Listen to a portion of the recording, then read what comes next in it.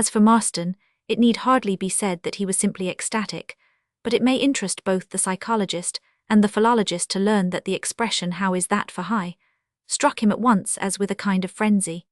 It became immediately such a favourite tongue morsel of his that ever since he has been employing it on all occasions, appropriate or otherwise, thanks to his exertions in its behalf all over the country. The phrase is now the most popular of the day, well known and relished in every part of the Union. If we can judge from its present hold on the popular ear, it will continue to live and flourish for many a long day to come.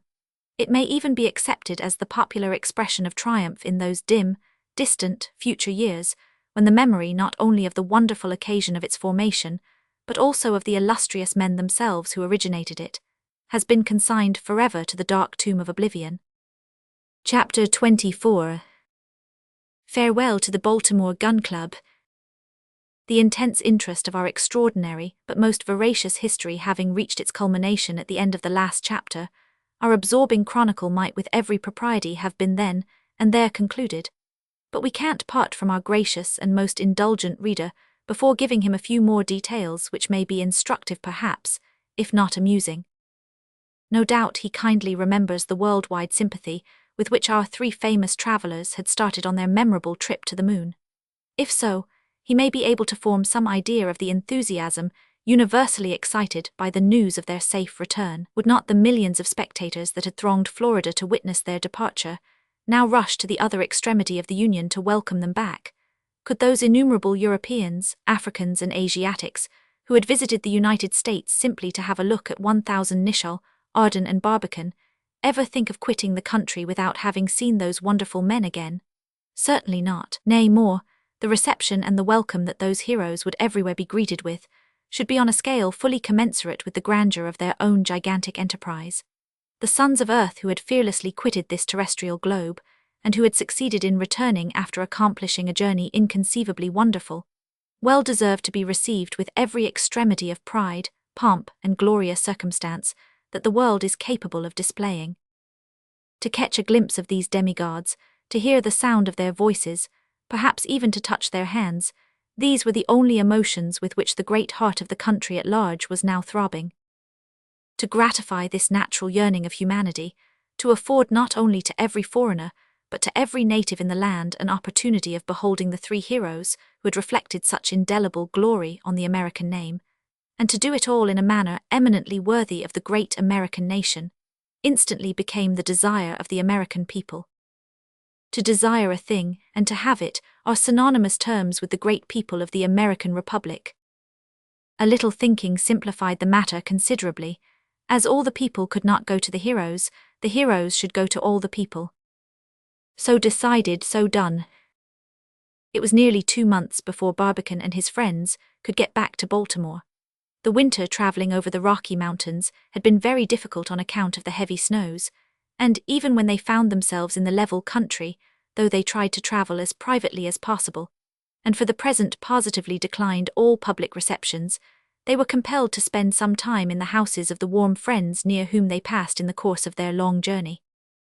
The rough notes of their moon adventures, the only ones that they could furnish just then, circulating like wildfire and devoured with universal avidity, only imparted a keener whet to the public desire to feast their eyes on such men. These notes were telegraphed free to every newspaper in the country, but the longest and best account of the journey to the moon appeared in the columns of the New York Herald, owing to the fact that Watkins, the reporter, had had the adventurers all to himself during the whole of the 3 days' trip of the Susquehanna back to San Francisco. In a week after their return, every man, woman, and child in the United States knew by heart some of the main facts and incidents in the famous journey. But of course, it is needless to say that they knew nothing at all about the finer points and the highly interesting minor details of the astounding story. These are now all laid before the highly favoured reader for the first time. I presume it is unnecessary to add that they are worthy of his most implicit confidence, having been industriously and conscientiously compiled from the daily journals of the three travellers, revised, corrected, and digested very carefully by Barbican himself. It was, of course, too early at this period for the critics to pass a decided opinion on the nature of the information furnished by our travellers. Besides, the moon is an exceedingly difficult subject. Very few newspaper men in the country are capable of offering a single opinion regarding her that is worth reading. This is probably also the reason why half-scientists talk so much dogmatic nonsense about her. Enough, however, had appeared in the notes to warrant the general opinion that Barbican's explorations had set at rest forever several pet theories lately started regarding the nature of our satellite. He and his friends had seen her with their own eyes, and under such favorable circumstances as to be altogether exceptional. Regarding her formation, her origin, her inhabitability, they could easily tell what system should be rejected and what might be admitted. Her past, her present, and her future had been alike laid bare before their eyes. How can you object to the positive assertion of a conscientious man who has passed within a few 100 miles of Tycho, the culminating point in the strangest of all the strange systems of lunar orography? What reply can you make to a man who has sounded the dark abysses of the Plato crater? How can you dare to contradict those men whom the vicissitudes of their daring journey had swept over the dark, invisible face of the moon, never before revealed to human eye? It was now confessedly the privilege and the right of these men to set limits to that selenographic science which had till now been making itself so very busy in reconstructing the lunar world. They could now say authoritatively, like Cuvier lecturing over a fossil skeleton, once the moon was this, a habitable world, and inhabitable long before our Earth, and now the moon is that, an uninhabitable world and uninhabitable ages and ages ago. We must not even dream of undertaking a description of the grand fete by which the return of the illustrious members of the Gun Club was to be adequately celebrated, and the natural curiosity of their countrymen to see them was to be reasonably gratified. It was one worthy in every way of its recipients, worthy of the Gun Club, worthy of the great Republic, and, best of all, every man, woman, and child in the United States could take part in it. It required at least 3 months to prepare it, but this was not to be regretted as its leading idea could not be properly carried out during the severe colds of winter. All the great railroads of the Union had been closely united by temporary rails, a uniform gauge had been everywhere adopted, and every other necessary arrangement had been made to enable a splendid palace car, expressly manufactured for the occasion by Pullman himself, to visit every chief point in the United States without ever breaking connection. Through the principal street in each city, or streets if one was not large enough, rails had been laid so as to admit the passage of the triumphal car. In many cities, as a precaution against unfavorable weather, these streets had been arched over with glass, thus becoming grand arcades, many of which have been allowed to remain so to the present day. The houses lining these streets, hung with tapestry, decorated with flowers, waving with banners, were all to be illuminated at night time in a style at once both the most brilliant and the most tasteful. On the sidewalks, tables had been laid, often miles and miles long at the public expense. These were to be covered with every kind of eatables, exquisitely cooked in the greatest profusion, and free to everyone for 12 hours before the arrival of the illustrious guests, and also for 12 hours after their departure. The idea mainly aimed at was that, at the grand national banquet about to take place, every inhabitant of the United States, without exception, could consider Barbican and his companions as his own particular guests for the time being, thus giving them a welcome the heartiest and most unanimous that the world has ever yet witnessed. Evergreens were to deck the lamp-posts, triumphal arches to span the streets, fountains squirting eau de cologne to perfume and cool the air, bands stationed at proper intervals to play the most inspiring music, and boys and girls from public and private schools, dressed in picturesque attire, to sing songs of joy and glory. The people seated at the banqueting tables were to rise and cheer and toast the heroes as they passed. The military companies in splendid uniforms were to salute them with presented arms. While the bells pealed from the church towers, the great guns roared from the armories, feux de joie resounded from the ships in the harbour, until the day's wildest whirl of excitement was continued far into the night by a general illumination and a surpassing display of fireworks. Right in the very heart of the city, the slowly moving triumphal car was always to halt long enough to allow the clubmen to join the cheering citizens at their meal, which was to be breakfast, dinner or supper according to that part of the day at which the halt was made. The number of champagne bottles drunk on these occasions, or of the speeches made, or of the jokes told, or of the toasts offered, or of the hands shaken, of course, I cannot now weary my kind reader by detailing, though I have the whole account lying before me in black and white, written out day by day in Barbican's own bold hand. Yet I should like to give a few extracts from this wonderful journal.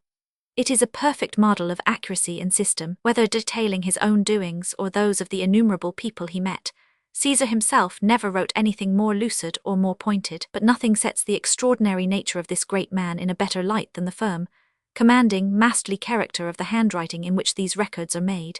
The elegant penmanship all through might easily pass for copperplate engraving, except on one page dated Boston after dinner, where, candor compels me to acknowledge, the solid men appear to have succeeded in rendering his iron nerves the least bit wobbly. The palace car had been so constructed that, by turning a few cranks and pulling out a few bolts, it was transformed at once into a highly decorated and extremely comfortable open barouche. Marston took the seat usually occupied by the driver. Arden and 1000 Nicholl sat immediately under him, face to face with Barbicane, who, in order that everyone might be able to distinguish him, was to keep all the back seat for himself, the post of honor. On Monday morning, the 5th of May, a month generally the pleasantest in the United States, the grand national banquet commenced in Baltimore and lasted 24 hours. The Gun Club insisted on paying all the expenses of the day, and the city compromised by being allowed to celebrate in whatever way it pleased the reception of the club men on their return. They started on their trip that same day in the midst of one of the grandest ovations possible to conceive. They stopped for a little while at Wilmington, but they took dinner in Philadelphia, where the splendor of Broad Street, at present the finest boulevard in the world, being 113 feet wide and 5 miles long, can be more easily alluded to than even partially described. The house fronts glittered with flowers, flags, pictures, tapestries, and other decorations. The chimneys and roofs swarmed with men and boys cheerfully risking their necks every moment to get one glance at the moon men. Every window was a brilliant bouquet of beautiful ladies waving their scented handkerchiefs and showering their sweetest smiles. The elevated tables on the sidewalks, groaning with an abundance of excellent and varied food, were lined with men, women, and children, who, however occupied in eating and drinking, never forgot to salute the heroes, cheering them lustily as they slowly moved along. The spacious street itself, just paved from end to end with smooth Belgian blocks, was a living, moving panorama of soldiers, temperance men, Freemasons, and other societies, radiant in gorgeous uniforms, brilliant in flashing banners, and simply perfect in the rhythmic cadence of their tread, wings of delicious music seeming to bear them onward in their proud and stately march. A vast awning spanning the street from ridge to ridge had been so prepared and arranged that, in case of rain or too strong a glare from the summer sun, it could be opened out wholly or partially in the space of a very few minutes. There was not, however, the slightest occasion for using it, the weather being exceedingly fine, almost paradisiacal, as Marston loved to phrase it. Their arrival was welcomed with equal furore.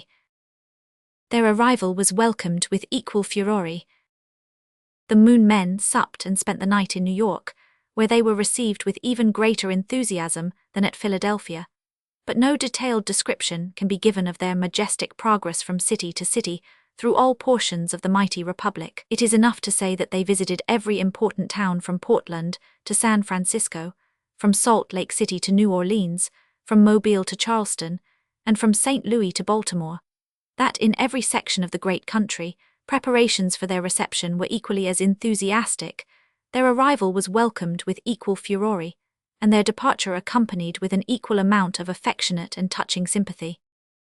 The New York Herald reporter, Mr. Watkins, followed them closely everywhere in a palace car of his own, and kept the public fully enlightened regarding every incident worth regarding along the route, almost as soon as it happened. He was enabled to do this by means of a portable telegraphic machine of new and most ingenious construction. Though its motive power was electricity, it could dispense with the ordinary instruments and even with wires altogether, yet it managed to transmit messages to most parts of the world with an accuracy that, considering how seldom it failed, is almost miraculous. The principle actuating it, though guessed at by many shrewd scientists, is still a profound secret, and will probably remain so for some time longer, the Herald having purchased the right to its sole and exclusive use for 15 years, at an enormous cost. Who shall say that the apotheosis of our three heroes was not worthy of them, or that, had they lived in the old prehistoric times, they would not have taken the loftiest places among the demigods? As the tremendous whirl of excitement began slowly to die away, the more thoughtful heads of the great republic began asking each other a few questions. Can this wonderful journey, unprecedented in the annals of wonderful journeys, ever lead to any practical result? Shall we ever live to see direct communication established with the moon? will any airline of space navigation ever undertake to start a system of locomotion between the different members of the solar system? Have we any reasonable grounds for ever expecting to see trains running between planet and planet, as from Mars to Jupiter, and possibly afterwards from star to star, as from Polaris to Sirius? Even today these are exceedingly puzzling questions, and with all our much vaunted scientific progress, such as no fellow can make out. But if we only reflect a moment on the audacious go-aheadiveness of the Yankee branch of the Anglo-Saxon race, we shall easily conclude that the American people will never rest quietly until they have pushed to its last result, and to every logical consequence, the astounding step so daringly conceived and so wonderfully carried out by their great countryman Barbicane. In fact, within a very few months after the return of the club men from the Continental Banquet, as it was called in the papers, the country was flooded by a number of little books like insurance pamphlets, thrust into every letter-box and pushed under every door, announcing the formation of a new company called the Grand Interstellar Communications Society. The capital was to be $100 million at $1,000 a share. J.P. Barbicane, Esquire, P.G.C., was to be president, Colonel Joshua D. M. Nicholl, vice president, Hun, J.T. Marston, secretary, Chevalier Michael Arden, general manager, John Murphy, Esquire, chief engineer, H. Phillips Coleman, Esq., Philadelphia lawyer, legal advisor, and the astrological advisor was to be Professor Henry of Washington. Belfast's blunder had injured him so much in public estimation, his former partisans having become his most merciless revilers, that it was considered advisable to omit his name altogether, even in the list of the directors. From the very beginning, the moneyed public looked on the GICS with decided favor, and its shares were bought up pretty freely. Conducted on strictly honorable principles, keeping carefully aloof from all such damaging connection as the Credit Mobilier, and having its books always thrown open for public inspection, its reputation even today is excellent and continually improving in the popular estimation, holding out no utopian inducements to catch the unwary, and making no wheedling promises to blind the guileless. It states its great objects with all their great advantages, without at the same time suppressing its enormous and perhaps insuperable difficulties. People know exactly what to think of it, and whether it ever meets with perfect success or proves a complete failure, no one in the country will ever think of casting a slur on the bright name of its peerless president, J.P. Barbicane.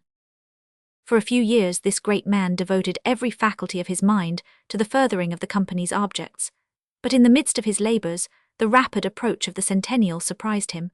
After a long and careful consultation on the subject, the directors and stockholders of the GICS advised him to suspend all further labors in their behalf for a few years, in order that he might be freer to devote the full energies of his giant intellect towards celebrating the first 100th anniversary of his country's independence, as all true Americans would wish to see it celebrated, in a manner every way worthy of the great Republic of the West. Obeying orders instantly and with the single-ideaed, unselfish enthusiasm of his nature, he threw himself at once heart and soul into the great enterprise. Though possessing no official prominence, this he absolutely insists upon, he is well known to be the great fountain-head whence emanate all the life, order, dispatch, simplicity, economy and wonderful harmony, which so far have so eminently characterized the magnificent project, with all operations for raising the necessary funds. Further than by giving some sound practical advice, he positively refused to connect himself. This may be the reason why subscriptions to the centennial stock are so slow in coming in, but in the proper apportionment of expenses and the strict surveillance of the mechanical, engineering and architectural departments, his services have proved invaluable. His experience in the vast operations at Stony Hill has given him great skill in the difficult art of managing men. His voice is seldom heard at the meetings, but when it is, people seem to take a pleasure in readily submitting to its dictates. In wet weather or dry, in hot weather or cold, he may still be seen every day at Fairmount Park, Philadelphia, leisurely strolling from building to building, picking his steps quietly through the bustling crowds of busy workmen, never speaking a word, not even to Marston, his faithful shadow, often penciling something in his pocket book, stopping occasionally to look apparently nowhere, but never, you may be sure, allowing a single detail in the restless panorama around him to escape the piercing shaft of his eagle glance. He is evidently determined on rendering the great centennial of his country a still greater and more wonderful success than even his own world-famous and never-to-be-forgotten journey through the boundless fields of ether, and all around the moon. End.